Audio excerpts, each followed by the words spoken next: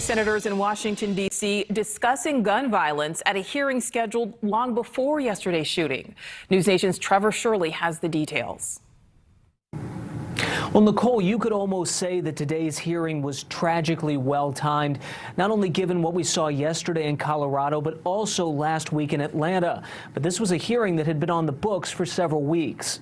That's because reducing gun violence has been a top priority for Democrats ever since they won back the Senate earlier this year.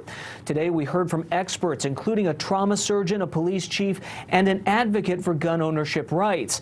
But it also followed the lines of talking points we've come to expect, with Democrats saying there need to be stricter requirements and checks for buying a gun, and Republicans saying it's not necessarily a gun problem, but rather a mental health issue with need for more law enforcement.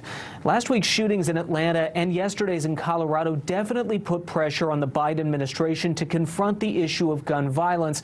And there is a degree of historical context to keep in mind.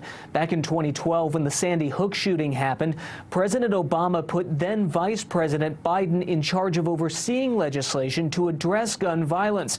But that really didn't go anywhere because of gridlock in Congress. But any new gun-related legislation now would have to clear the 60-vote threshold in the Senate, which means it would require some level of Republican support. And today's hearing shows just how difficult that may be to achieve. Inaction by this Congress makes us complicit.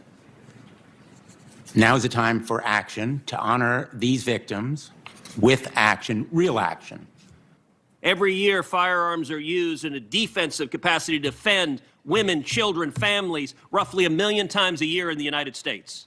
And the Democrats who want to take away the guns from those potential victims would create more victims of crimes, not less. And today at the White House, President Biden talked about what happened in Colorado. Beyond sending his condolences to the families of those victims and the police officer who died, the president called on Congress to pass new gun control legislation, and he also called for a new ban on assault weapons. Reporting in Washington, I'm Trevor Shirley for News Nation. Nicole?